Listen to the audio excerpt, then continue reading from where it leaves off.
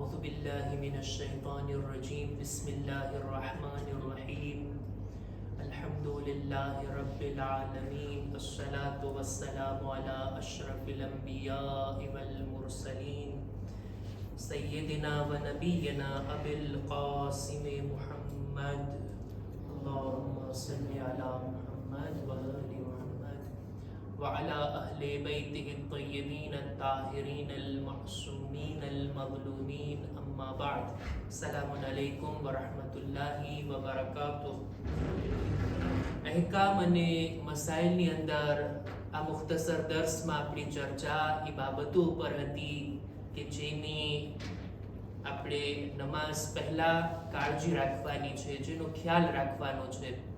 નમાઝની શરૂઆત પહેલા હજી નમાઝના મસાઇલમાં આપણે દાખલ નથી થયા. તહારત જરૂરી છે, કિબલા રૂખ આપણે હોવું જરૂરી છે, આપણા લિબાસની જે શરતો હતી એને આપણે બયાન કર્યા. અને આજે જે શરત બયાન કરવી છે નમાઝ પડવા પહેલા તે છે નમાઝની જગ્યા. જ્યાં ને ત્યાં નમાઝ ના પડી શકાય. નમાઝ જે જગ્યા ઉપર આપણે પડવાની હોય એ જગ્યાની પણ અમુક શરતો અહેકામની કિતાબોમાં બયાન થઈ છે.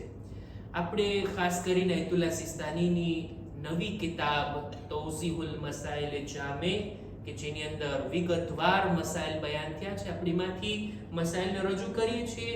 એમાં નમાઝ પડનારની જગ્યા, મકાને નમાઝ ગુજાર, ઈ પ્લેસ કે જ્યાં આપણે નમાઝ પડવાની છે, 6-7 શરતો એની બયાન થઈ છે કે કન્ડિશન એની અંદર હોવી જોઈએ.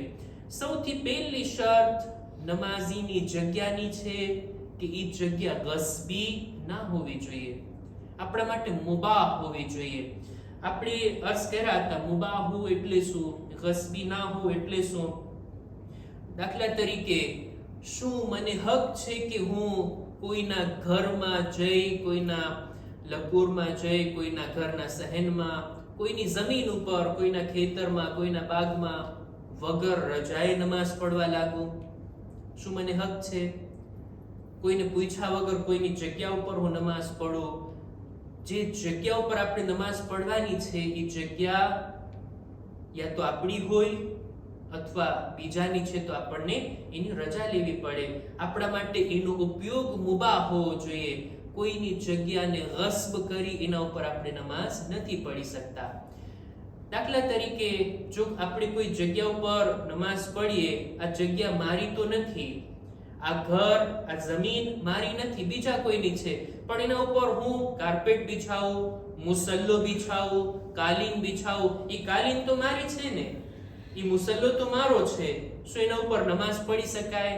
ઉલમા કહે છે કે ના, ઈ પણ જગ્યા ગસ્બી કહેવાય. મુસલ્લો ભલે તમારો છે પણ ઈ જગ્યાના માલિકની આપણને રજા હાસિલ નથી, આપણે ના પડી શકીએ. ચાલો એક કામ કરીએ, જગ્યા મારી હોય, ઘર મારું છે, મારા ઘરમાં કોઈની કાલીન પડી છે, કોઈનો મુસલ્લો પડ્યો છે, ઉપાડીને એના ઉપર હું નમાઝ પડું જોઈએ, ઈ નમાઝ સહી છે? ના, જગ્યા ભલે તમારી છે પણ જે ચીજ ઉપર તમે નમાઝ પડો છો, જે ચટાઈ, જે મુસલ્લો, જે કાલીન, જે કાર્પેટ, ઈ તો તમારી નથી, ઈ પણ ગસ્બી ના હોવી જોઈએ. જગ્યા, એનો ઇસ્તેમાલ, એનો ઉપયોગ આપણા માટે મુબાહ હોવો જોઈએ. મારા ખ્યાલથી વધારે ચોખવટની જરૂર નથી આ બાબતે. આપણે જરાક વિચાર કરીએ અહીંયા કે ખુદાએ પોતાની ઇબાદત માટે, હક્કુલ્લાહ માટે કેટલો હક્કુન્નાસનો ખ્યાલ રાખ્યો છે. વુઝુ કરવું છે તો એ પાણી પણ મુબાહ હોવું જોઈએ, ગસ્બી ના હોવું જોઈએ. નમાઝ પડવી છે એ લિબાસ પણ મુબાહ હોવા જોઈએ, ગસ્બી ના હોવા જોઈએ. જગ્યા એ પણ ગસ્બી ના હોવી જોઈએ. એટલે એવું ના બને કે કોઈનો હક આપણે લઈ અને અલ્લાહનો હક અદા કરીએ, એમ થઈ જ નથી શકતું. એટલે જ જો બધી શરતોને ધ્યાનમાં રાખી, બધા અહેકામ અને મસાઇલને ધ્યાનમાં રાખીને કોઈ ખરી નમાઝ પડે ને, તો આ ઈ જ નમાઝ છે કે જેના બારામાં કુરાન મજીદમાં કહેવામાં આવ્યું, ઇન્ના સલાત તન્હા અનિલ ફહશાઈ વલ મુનકર. નમાઝ ગુનાહોથી ઇન્સાનને રોકે છે, નમાઝ બુરા કામોથી ઇન્સાનને બચાવે છે. આ નમાઝની શરતો, નમાઝીની જગ્યાની શરતો. પહેલી શરત આપણે બયાન કર્યા કે મુબાહ હોવી જોઈએ, જગ્યા ગસ્બી ના હોવી જોઈએ. બીજી એક શરત છે કે નમાઝીની જગ્યા ઇસ્તિકરાર રાખતી હોય, એટલે સ્થાપિત હોય. એવી જગ્યાએ નમાઝ ના પડે કે જે હલતી હોય, જ્યાં આપણે હરકતમાં હોઈએ. દાખલા તરીકે અમુક જગ્યામાં આપણે નમાઝ પઢીએ, એવી રીતના એ જગ્યા હલતી હોય કે આપણે ત્યાં ન રૂકુ કરી શકીએ, ન નમાઝ પઢી શકીએ. દાખલા તરીકે કોઈ કશ્તીમાં સફર કરતું હોય, દેખીતી વાત છે, કશ્તી સમંદરની મોજોની સાથે હલતી હોય, વધારે ડગે, વધારે હલતી હોય તો પછી એના ઉપર નમાઝ શક્ય નથી. મજબૂરીની વાત અલગ છે, પણ એવી જગ્યાએ નમાઝ પડી કે જે જગ્યા સ્થાપિત હોય, હલતી ના હોય, ડગતી ના હોય. દાખલા તરીકે અમુક સુરતોની અંદર આપણે પ્લેનની અંદર, અમુક સુરતોમાં ગાડીની અંદર, બસમાં, ટ્રેનની અંદર આપણે નમાઝ પઢવી પડે ત્યારે કોશિશ કરવી જોઈએ એવા સમય પડીએ કે જ્યારે વધારે હરકત ના હોય, આપણે સીધી રીતના ઊભા રહી શકતા હોઈએ, સીધી રીતના રૂકુ અને સજદા કરી શકતા હોઈએ, એવી જગ્યાની અંદર આપણે નમાઝ પઢવી જોઈએ. બહુ વધારે હલતી હોય અને બહુ વધારે ડગતી હોય એવી જગ્યા ઉપર આપણે નમાઝ નથી પઢી શકતા. ક્યારેક એવી જમીન હોય કે જ્યાં આપણે સીધા ઊભા ના રહી શકતા હોય, એવી રેતી હોય, એવા રણની અંદર કે જ્યાંની રેતીમાં આપણા પગ અંદર ખૂતી જતા હોય, આપણે રૂકુમાં જઈએ, સજદામાં જઈએ, સીધા ના ઊભા રહી શકતા હોય, સજદામાં જઈએ તો ખાડો પડી જાય, એવી જગ્યા પણ હોય ને, ત્યાં પણ આપણે નમાઝ નથી પઢી શકતા. એવી જગ્યાની તલાશ કરવી જોઈએ કે જે સ્ટેબલ હોય, જે સીધી હોય અને જ્યાં આરામથી આપણે નમાઝ પઢી શકતા હોઈએ. હજી એક શરત બયાન કરીને આજની ચર્ચાને આપણે પૂરી કરીએ. નમાઝીના મકાન, જગ્યાની એક શરત એ છે કે એવી જગ્યાએ ઇન્સાન નમાઝ પઢે કે જ્યાં એને યકીન હોય કે હું નમાઝ અહીંયા શરૂ કરું છું, પૂરી કરી શકીશ.